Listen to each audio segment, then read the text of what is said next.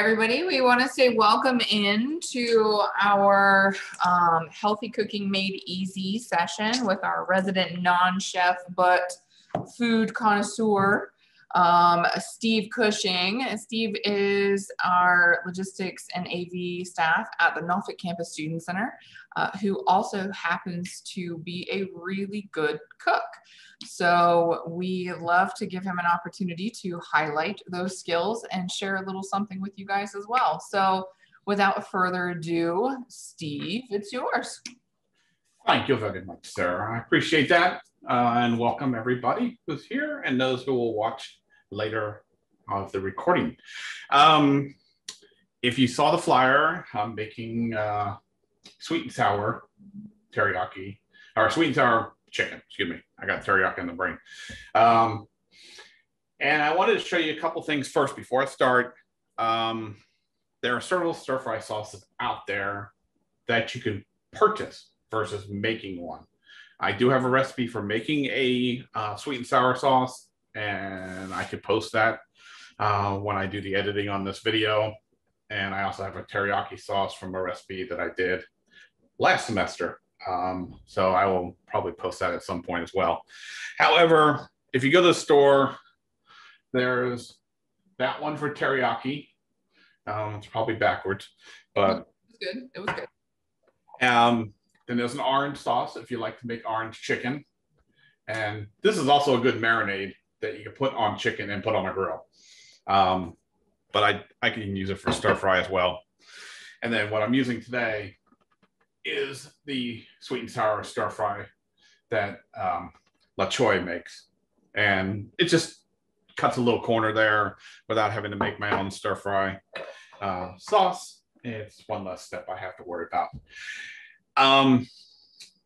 And before I get into cutting anything, I did want to show this recipe is very simple. It is a Chinese version of sweet and sour. There are only a handful of ingredients in this recipe. It's very authentic to what you would get at a Chinese restaurant if you were to get sweet and sour. And so I want to share my screen and I'm going to share with you how to go about purchasing and handling a pineapple. Come on. There we go. All right. So everybody can see that, right? Yes, sir. All right. The picture on the left is what you're going to see in the store when you first purchase a pineapple. You want a firm pineapple. You want it to have good leaves on it. They're going to be on the tips, on the very, very tips. They may be a little bit dry, but you know, you got to remember they're picking these pineapples probably 30 days before they ever even get to the store. So when they pick them, they are totally fresh, and they pick them actually while they're still ripening, just like bananas. So you're going to pick that and up at the store. And what I like to do is take it and put it on my counter for at least 2 days and just leave it out. And then once the leaves start to wilt a little bit and that whole top grouping of leaves has a little bit of a wiggle to it, that's when I will put it in the refrigerator and I will chill it for a day or two until I'm ready to cut it. So once you're ready to cut it, you want to cut both ends off, which is common sense. But, you know, I said that to Robert and he said, not everybody might. No, that's common sense, but so that's why I'm sharing. And then you're going to trim the outer layer of the pineapple off. And don't be intimidated if you see any brown spots or you leave some of the skin on, because you're going to trim that off after the fact. Because you want to get, you want to leave as much of the pineapple there as you can and take as little of the skin off as possible. So you try to cut it as very close as possible. I mean, it doesn't have to be perfect, you know. And then what it looks like when you're done is, like I said, you'll see some blemishes, depending on how long you let it sit out and how abusive they were in shipping it. You know, sometimes some bruises will show up after the fact. And you can see this one had some bruises across the top, but I removed those when I started cutting it up. And then towards the bottom, there were no bruises at all. So once you get the pineapple in this position, I did this a couple days ago, and I turn around and put it in a container and put it in my fridge. And I like to munch on it from time to time if I pull a slice out and go to town. However, when you're done and you're ready to actually trim it up for this menu or this meal or some other meal, for that matter, you want to cut the pineapple, and there's a core in the center of the pineapple. So you want to cut around that. So this is the core right here in the center, and you'll feel it's much firmer. And so I usually just take it and cut it on each side. And take the core and discard it in my little trash pail. So you're looking at just making little chunks. So for this recipe, it just calls for little chunks. I use like 1/2-inch size chunks. And I already have some already cut up here.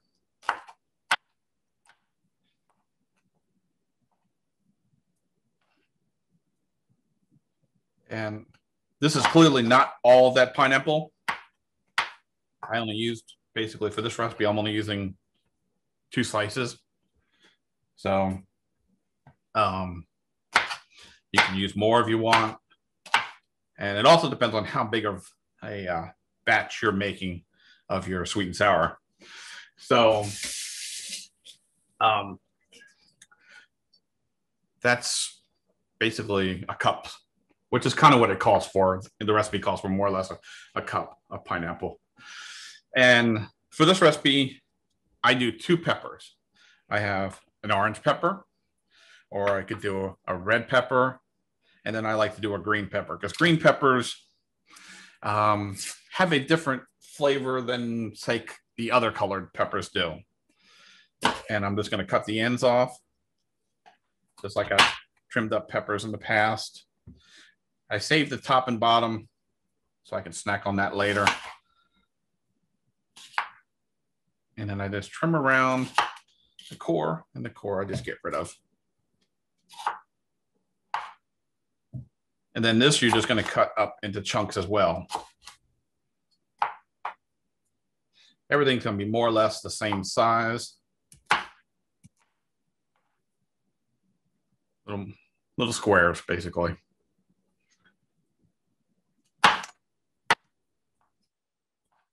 And we'll get this cut up, and then we'll cut the chicken. I have most of it already cut. I'm just going to cut one portion of it that I haven't cut yet. And while I'm doing that, I'm going to turn on the pan that I'm going to be using and let that heat up.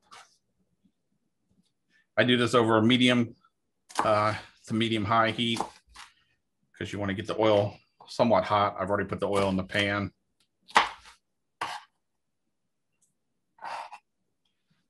So that's basically it. You've got, I'll move the cutting, well, I'm going to need the cutting board for the chicken, but you have your peppers, you have your pineapple, and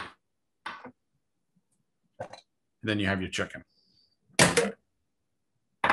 So I'm using thighs, boneless, skinless thighs. And as you can see, I'm doing the chicken last because once you do the chicken on the cutting board, then you have to scrub the cutting board. So I like to do my vegetables first, even though I'm going to be cooking them last. I'll cut them up first on the cutting board, and then I'll cut my chicken. Some people like to use 2 separate cutting boards. I like this small cutting board, so I will use it for one item, and then I will clean it and use it for another item. How many, about how many boneless, skinless chicken thighs do you have chopped up there? Oops.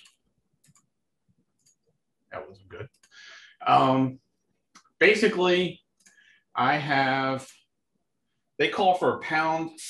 And because it's just me, I think what I have in this container is just under a pound.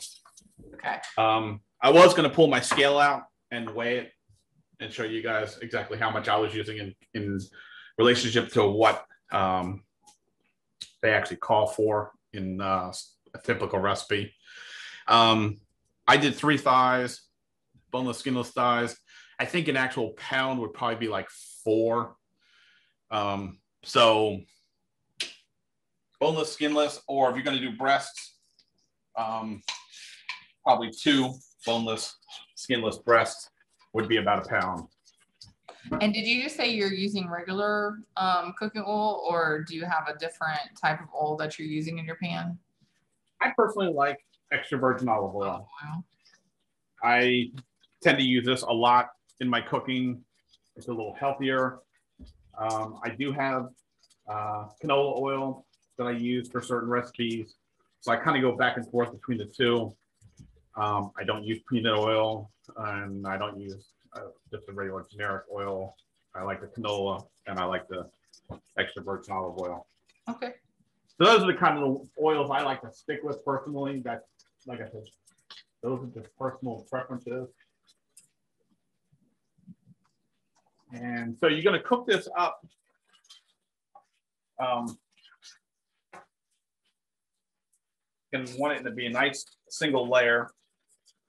And you're going to cook it up for a couple minutes. It's going to take probably, I'd say 3 to 4 minutes, maybe. Then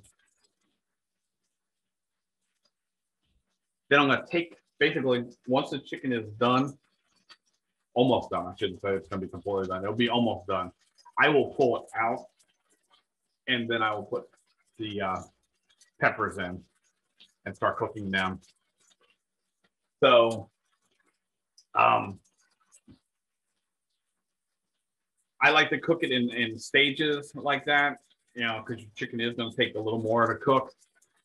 And then you can add some more oil if you need to. Look at this a bit longer. I'm actually turning it up more.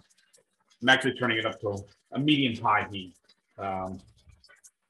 This pan works a little differently than some of my other pans, but I thought it shows better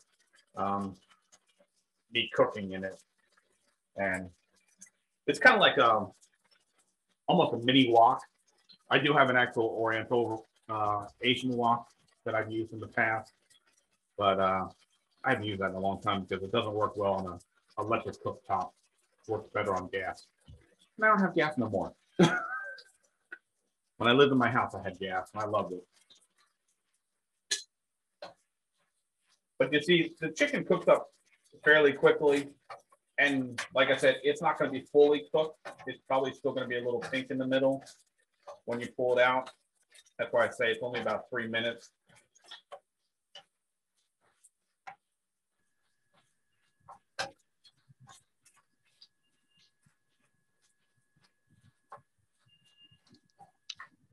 Because it'll finish cooking when you put it back in with the sauce.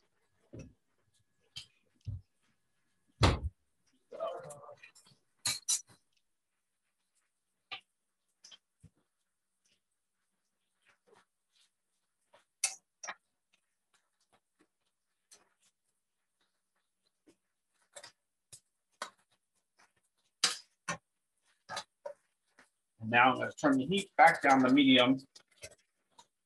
I don't want that oil splashing all over the place and burning me.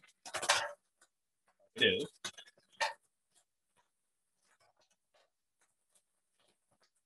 It's a little hyperactive, but that's okay.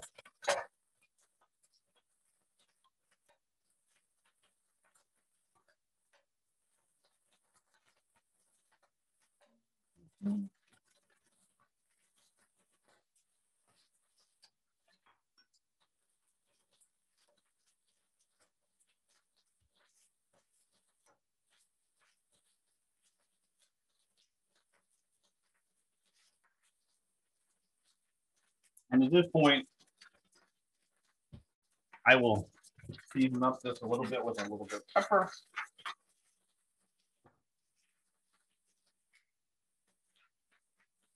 A little bit of salt. And if I had fresh ginger, I would have put fresh ginger in with the chicken. Unfortunately, I don't have any. So I'm kind of skipping that portion. It's kind of one of those things, if you have it, use it. If you don't have it, don't worry about it. And if you use the stir fry sweet and sour sauce that I have, it has some ginger in it anyway. So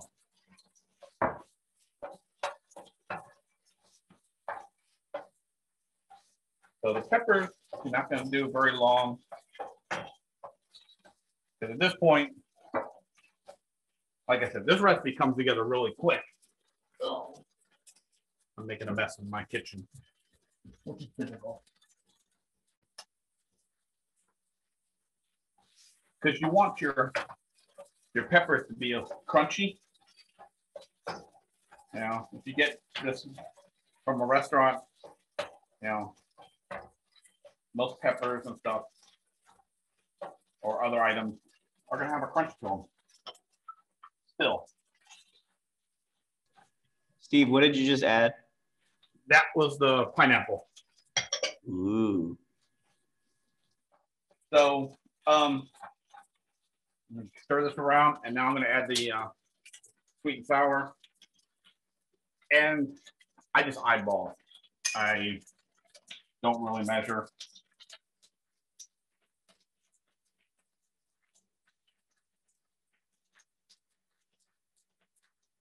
I'd say that's probably 2/3 of a cup. And at this point, that's why I don't always use this pan, because the sides aren't very tall. Things want to fall out. I turn the heat back up because I want to get this to start to bubble a little bit.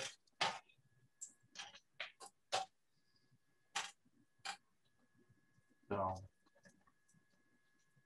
give that a second, and then I'm going to put the chicken back into it. Yeah, see, now it's starting to get a little bit of bubble. So I'm not going to put the juice back in that I took out, because you see the chicken has got some watery liquid here. And you don't want to put that in there. You want to put the chicken back in. Steve, if you like yours a little on the spicy side, what would you recommend to add to kick it up a notch? I'm trying to think. As far as the spice, I guess you can put a hot sauce in it, a type of hot sauce. It's just I would have to research that, because sweet and sour is not typically hot per se. It tends to be in the Barber household. But I know, Robert, you like everything hot. I do. So I actually agree with this. And what is it that they, I know if you go to like the Chinese restaurant, I always ask them for hot oil. Like, and it's just like oil and crushed peppers, and it just sits and marinates. I feel like that would be something that would be easy to add. Yeah, or maybe even like full cayenne peppers and just kind of like let them meld into the flavor. Yeah, just take them out so you don't die later. Yeah. After the flavor gets in there, but it does look good. But like I was saying, this recipe that I'm using is classified as a, I'm going to switch cameras here. It's classified as a traditional Chinese sweet and sour. Like there are some Chinese restaurants around here that you ask for sweet and sour, you will not see any pineapple in it. They'll put onions in it. They'll put peas in it. They'll put broccoli in it. And that's not really sweet and sour chicken or sweet and sour pork or even sweet and sour shrimp, for that matter. Now, there are really only 4 ingredients, or Yeah, 4 you put, right? Peppers, pineapple, chicken, and the ginger. If you're using the ginger, and then the sweet and sour sauce. So basically, at this point, I've turned the heat down a little bit, and I'm just letting the chicken finish cooking, and it's going to pick up all that juice from the sweet and sour sauce and any pineapple juice that has come out of the pineapple. If you don't want to buy a fresh pineapple, you're feeling intimidated by buying a fresh pineapple, you can buy canned pineapple, and which actually kind of comes in handy because then you can use some of that pineapple juice if you want to add more pineapple juice to it. But also the recipe for making homemade sweet and sour sauce actually calls for pineapple juice, which you can buy. You can buy a thing of pineapple juice just by itself. But if you buy the canned pineapple, you're going to take that juice and set it aside, and you're going to use that to make a sweet and sour sauce if you so choose to do it that way. And this is basically done at this point. It can be served over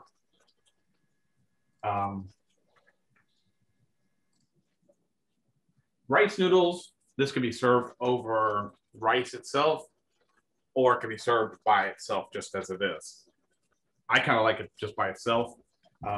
If you're trying to eat extremely healthy, eating it just as it is probably the best bet to go. A lot of people don't want to eat the rice because rice is not necessarily the healthiest thing in the world, even if you're doing brown rice. I'm trying to remember, Robert, what is the, what was that thing that Laura used to bring all the time? I don't remember. That it was kind of like a rice dish. Actually, you used to make it too because she liked it. Oh, the rice and veggies.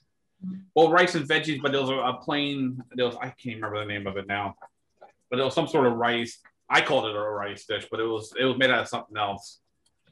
Quinoa. Yeah, quinoa. Yeah. So I mean, you could actually have that as a side dish with this, I guess, if you wanted to. Yeah, the idea behind the grains and the legumes like that is that the most natural source is going to be the best for you. So black rice, brown rice, anything that hasn't been processed overly. White rice has obviously been bleached, so they have to re-put nutritional value back into it. But like all things that are in this world, moderation is the key to keeping it healthy. So just remember that the food pyramid on your plate, what your portion control should be.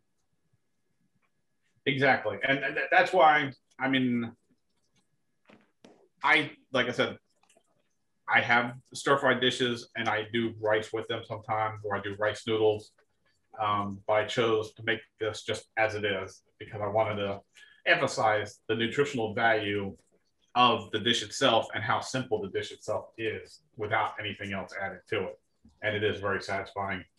Yeah, I think too that like just the fact that you're making this at home versus going and getting it from a restaurant, it's infinitely healthier. Just because you're not adding all of the extra yummy stuff that commercial businesses put into their food, like these larger businesses put into their food. So it does taste better. But I agree. I think this is a fantastic, healthy dish.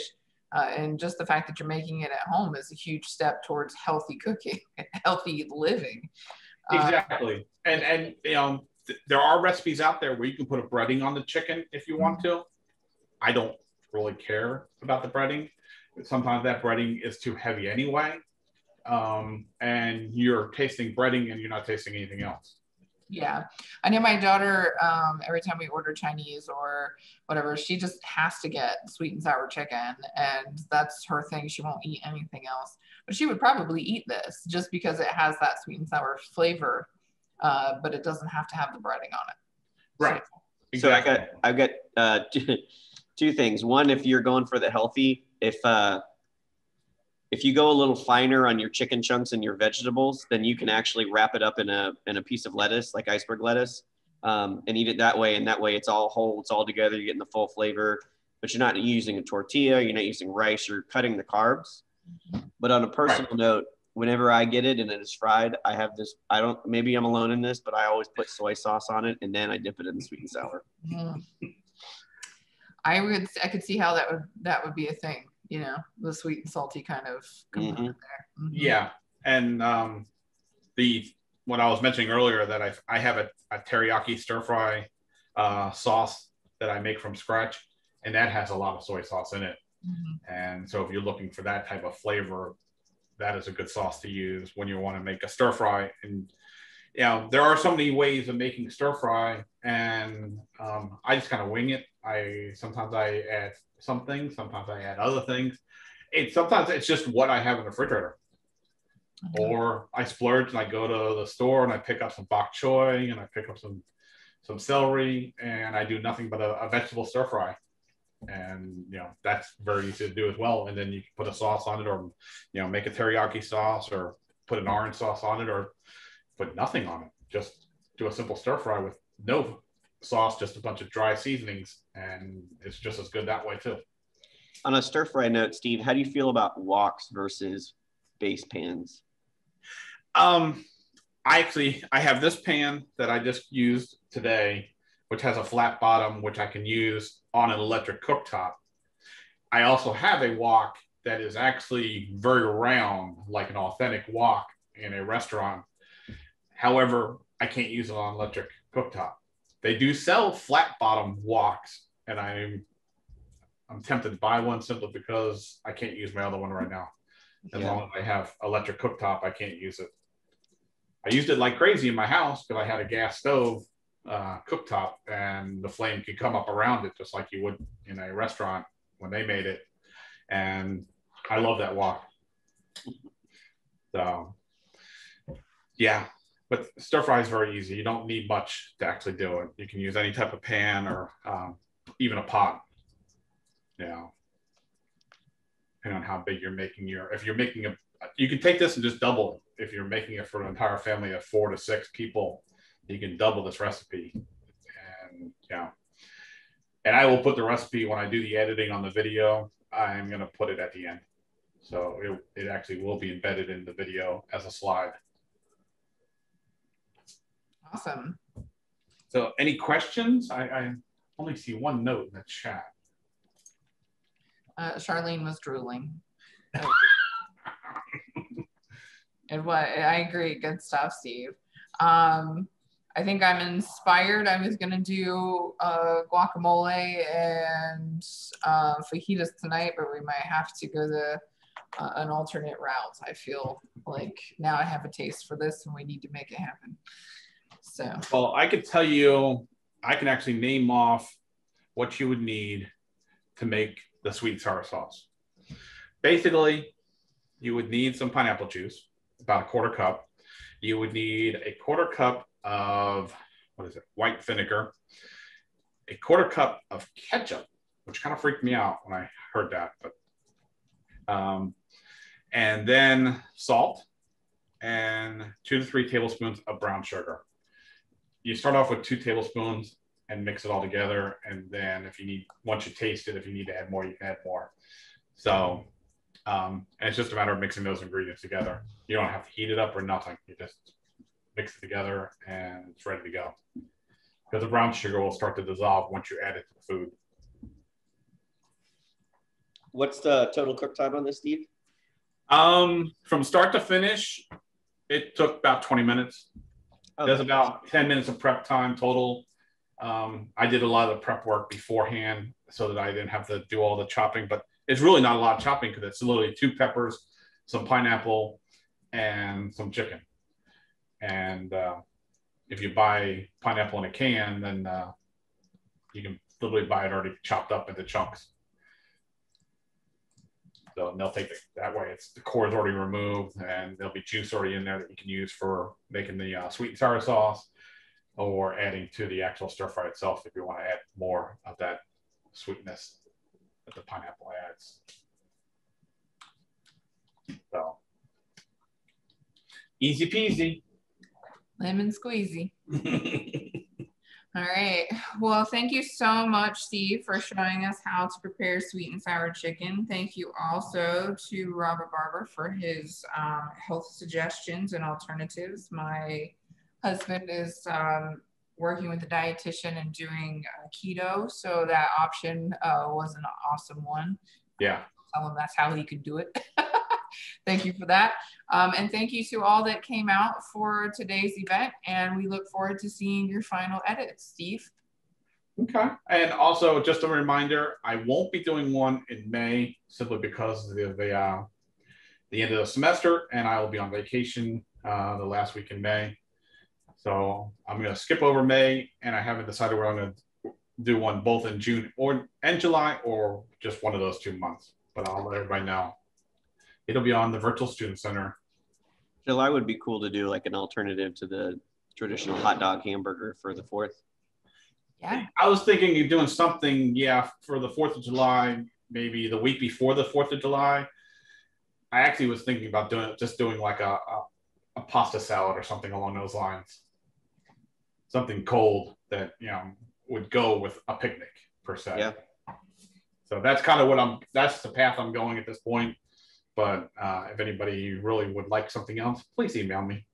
Because that's what I'm leaning on right now. All right. Well, thank you all so much for coming. Steve, again, thank you for such a wonderful job. We look forward to seeing what you're going to cook up for us over the summer. Sounds good. You guys take it easy. Bye, everyone.